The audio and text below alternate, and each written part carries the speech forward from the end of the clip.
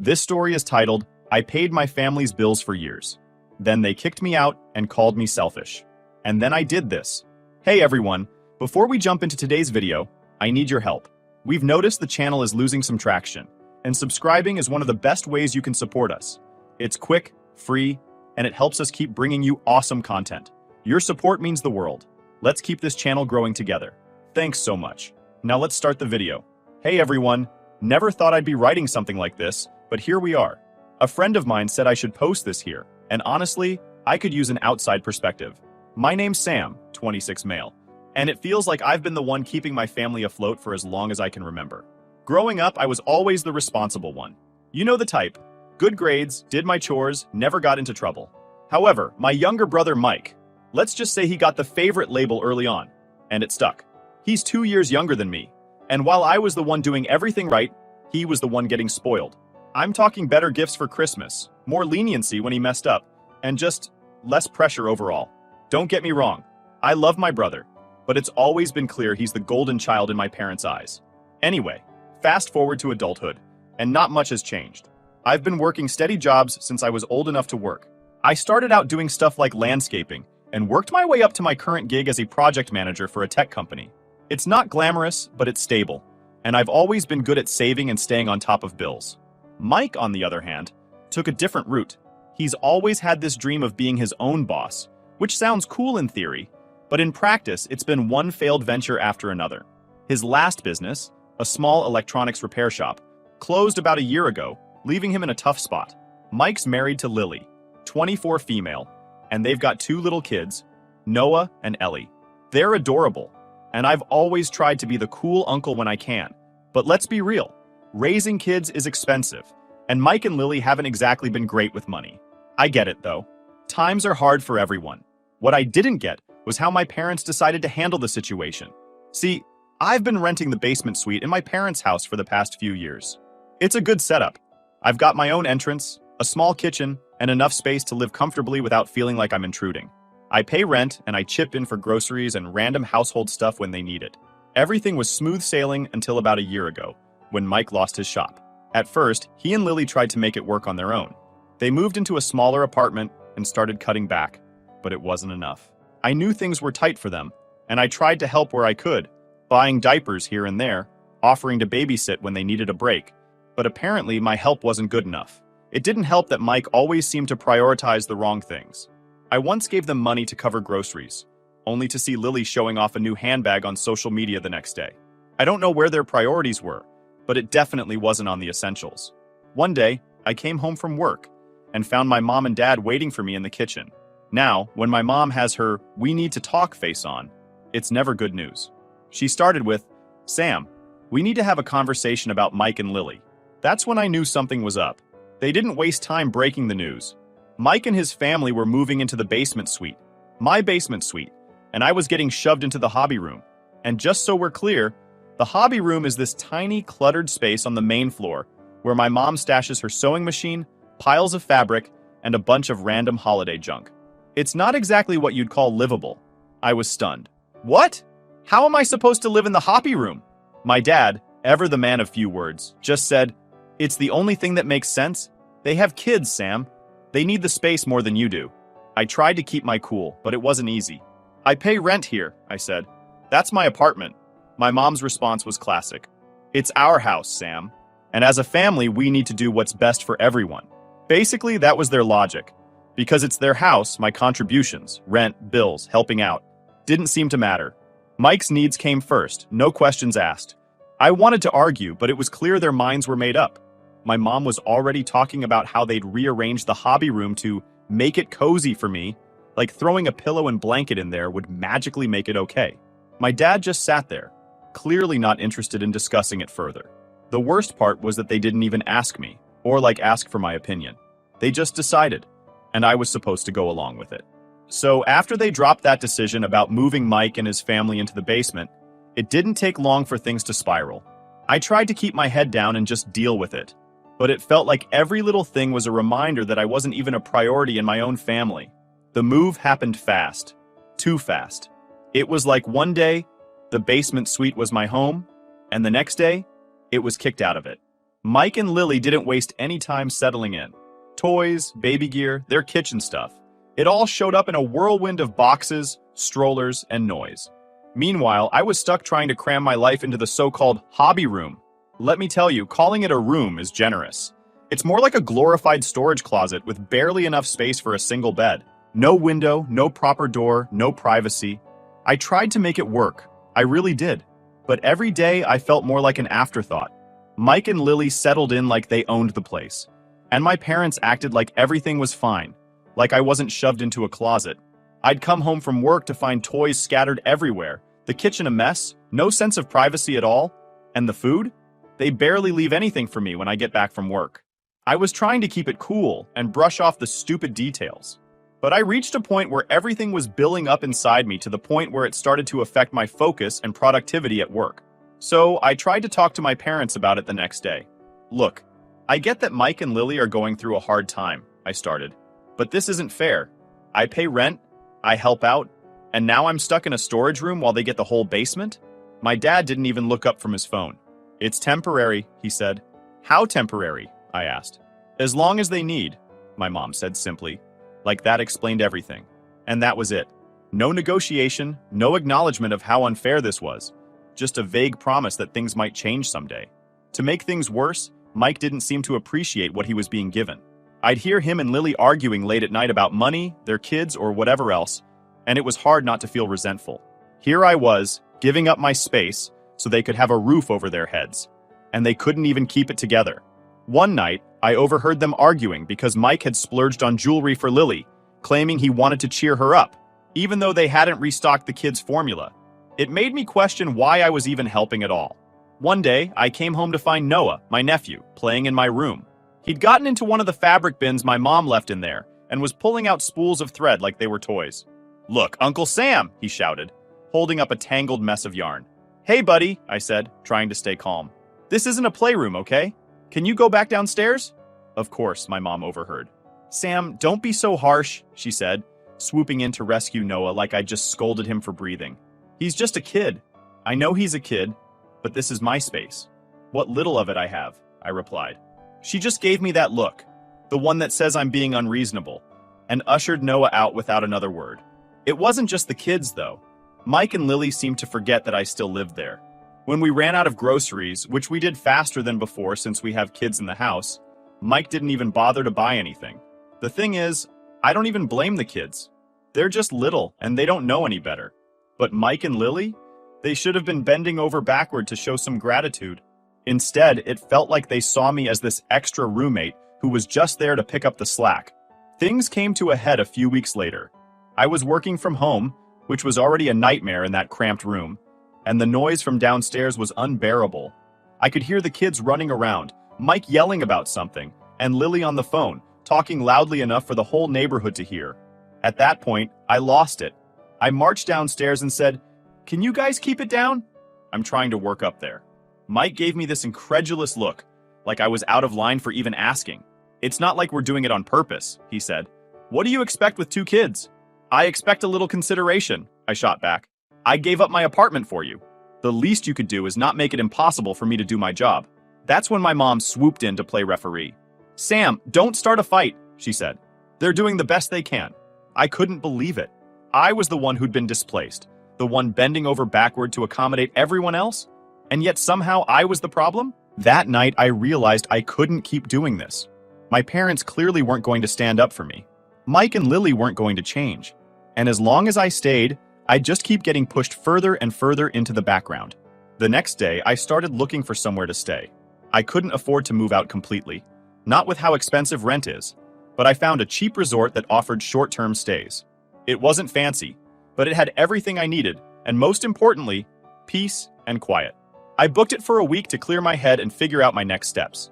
That evening, I packed my stuff, then sat down with my parents in the living room to tell them my plan. The second I mentioned leaving, my mom's face scrunched up in irritation.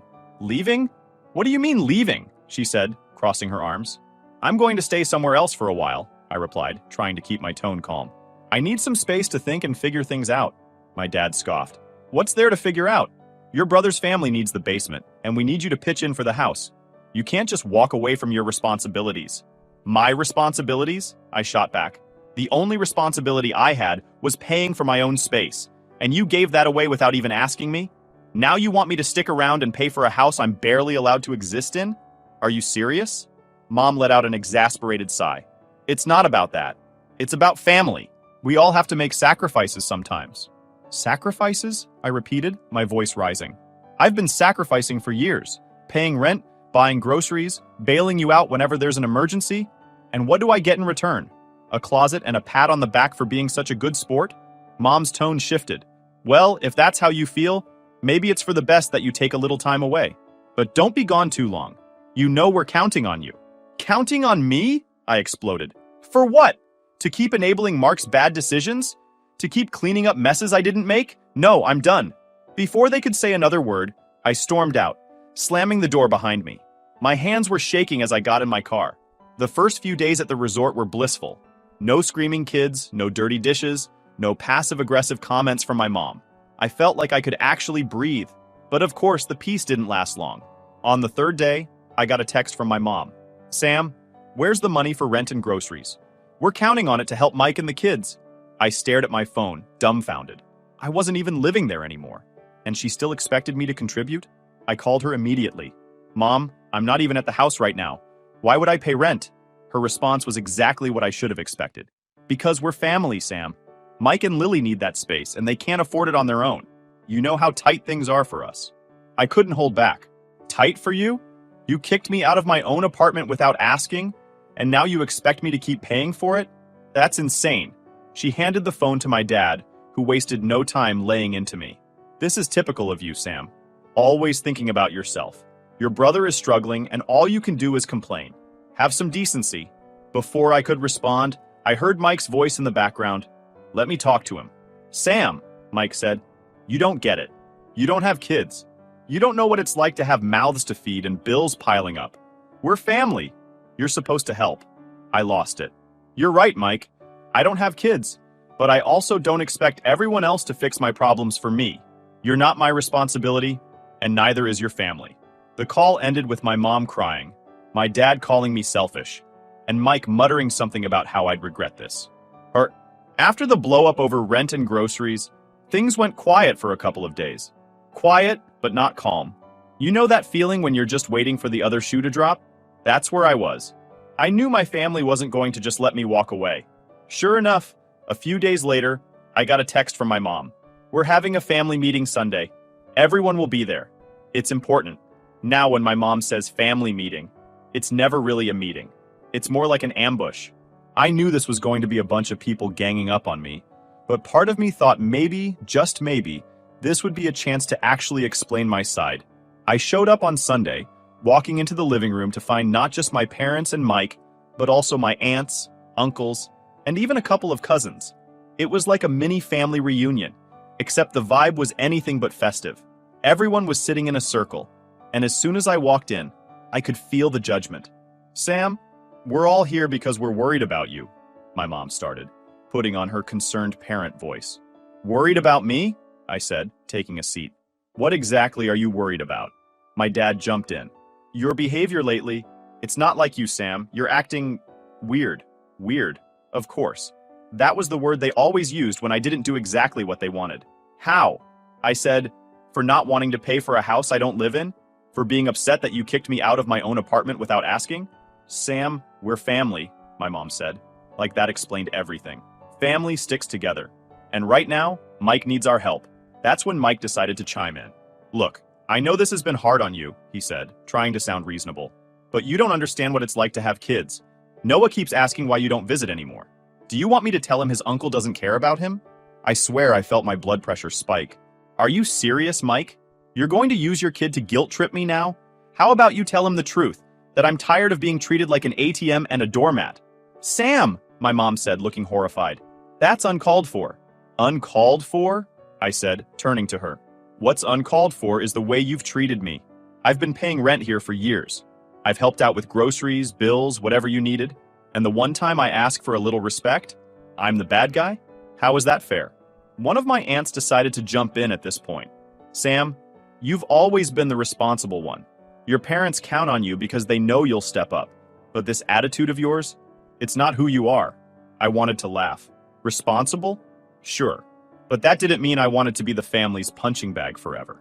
Being responsible doesn't mean letting people walk all over me, I said. And that's exactly what's been happening. You all act like I owe Mike and Lily something just because they've got kids. But where were all of you when I needed help? Oh, right. You were busy telling me to step up. The room went quiet for a second, but then my dad spoke up. This isn't about the past, Sam. It's about right now. Your brother is struggling, and we're trying to hold the family together. Why can't you see that? Because no one asked me, I shouted. You didn't come to me and say, hey Sam, we're in a tough spot. Tough? Can we figure something out? No, you just decided that my life didn't matter as much as Mike's. You didn't give me a choice. At this point, my mom started tearing up, which, let's be honest, was her go-to move whenever things didn't go her way. I just don't understand how you can be so cold, she said.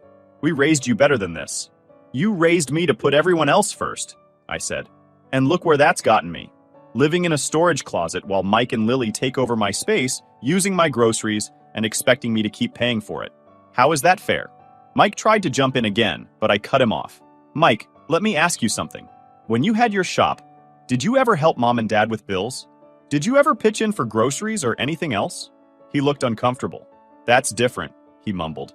Oh, it's different? I shot back. Because I can't count how many times I've helped you out with money, just for you to blow it on something stupid. Like when I bought groceries for your family, and Lily magically ended up with a new Chanel bag the next day. Or when you were late on rent, and you still found a way to get her a spa gift card. Do you even realize how insulting that is? Mike's face went red, but he didn't have a comeback. No, it's not, I said. You didn't help out when you were doing fine. But now that you're struggling, everyone expects me to pick up the slack. I'm done. I'm not paying another cent for that house. If you need money, figure it out like an adult. That's when my mom lost it. She started crying, full-on sobbing, while my dad glared at me like I'd just insulted the family name. You're tearing this family apart, she said between sobs. No, I said, standing up. You did that when you decided Mike was more important than me. I walked out of the house without saying another word. As I got into my car, my phone started buzzing with messages from cousins and aunts, all telling me I was being selfish and immature. I didn't even bother reading them. After the so-called family meeting, I decided to keep my distance for a while. I didn't block anyone, but I stopped answering their calls and texts.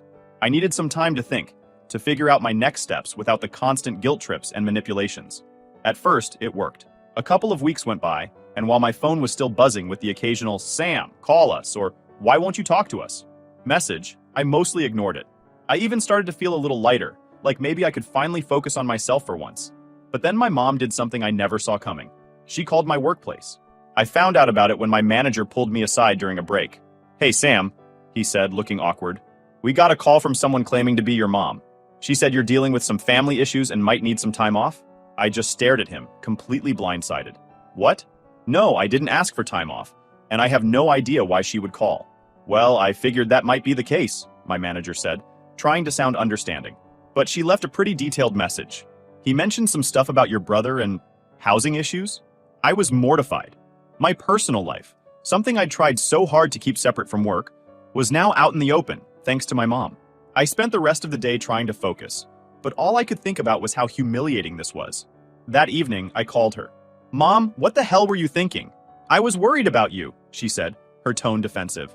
You haven't been answering our calls, and I thought maybe you needed help. So you thought calling my boss was the solution? I yelled. Do you have any idea how unprofessional that makes me look? I didn't mean to embarrass you, she said, her voice wavering. I just wanted them to understand what you're going through. What I'm going through is because of you, I said bluntly.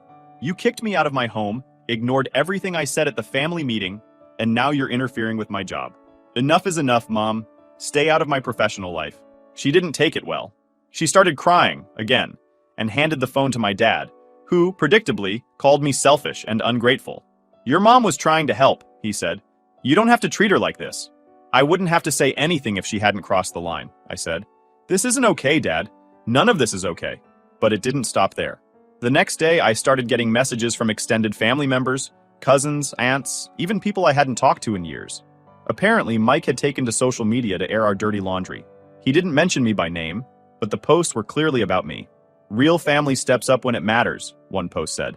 Some people only care about themselves, even when their own blood is struggling. The comments were full of sympathy for Mike. "Stay strong," one person wrote. "You're doing the best you can, and that's all that matters." "You don't need toxic people in your life," another said. Toxic. That's what I was now, apparently. At first, I tried to ignore it, but the more I scrolled, the angrier I got. Mike was out here playing the victim, painting me as some heartless villain, and no one, not a single person, was asking for my side of the story. I thought about responding, about posting my own version of events, but I knew it wouldn't make a difference. The people commenting on his posts had already made up their minds. Besides, I wasn't about to turn this into a public spectacle. Instead, I decided to call Mike directly. "What the hell is wrong with you?" I asked as soon as he picked up. "What are you talking about?" he said. "The posts, Mike. Don't play dumb. You're out here trashing me on social media, and for what? Because I don't want to pay for your life anymore?" "I didn't name you," he said defensively. "If people assume it's about you, that's not my fault." "Cut the crap, Mike. We both know what you're doing," I said. "If you've got a problem with me, say it to my face. Stop hiding behind Facebook." "You think I don't have the right to vent?" he shot back. "You've left us hanging, Sam. We're family, and you just walked away." "I walked away because you and Mom and Dad pushed me out," I said, my voice rising. "You don't get to guilt me into fixing your problems, Mike. You're a grown man. Act like it."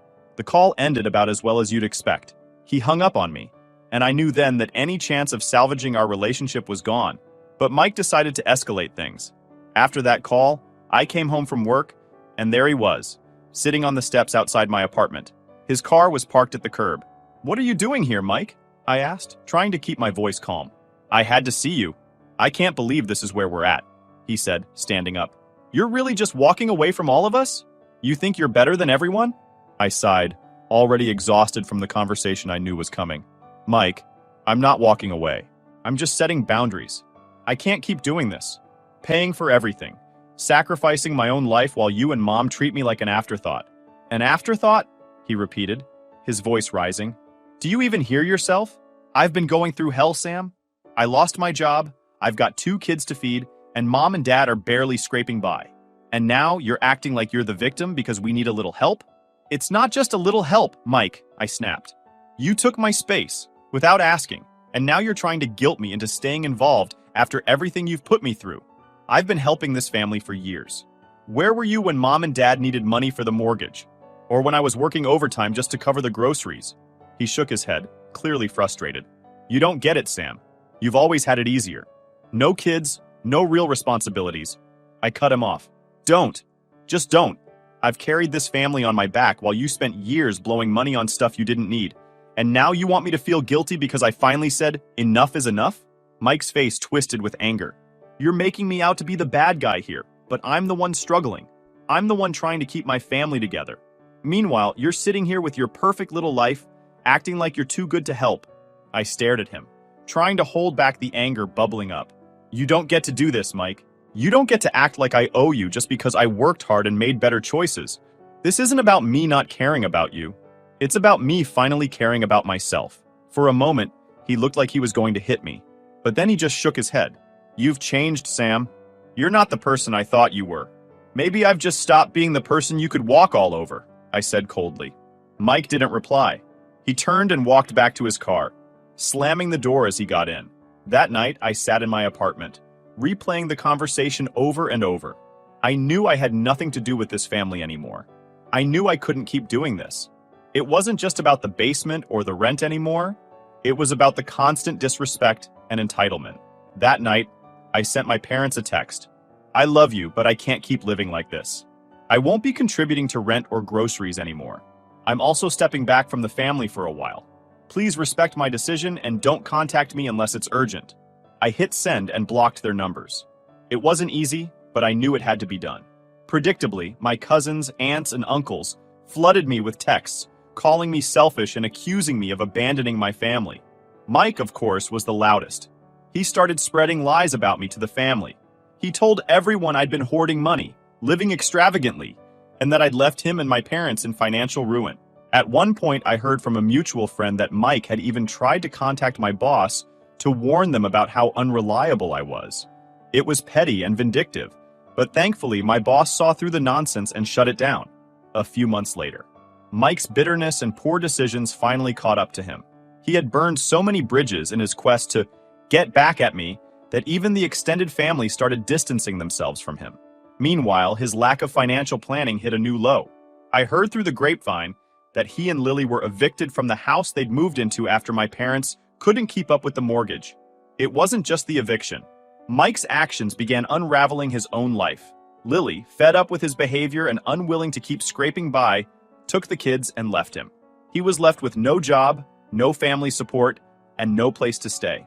When I found out, I'd be lying if I said I felt sympathy. It was hard to muster any after everything he'd put me through. His obsession with revenge had done nothing but dig him into a deeper hole. As for me, cutting ties with my family wasn't easy, but it turned out to be the best decision I'd ever made. I moved to a new apartment, focused on my career, and even started going to therapy to work through years of built-up resentment.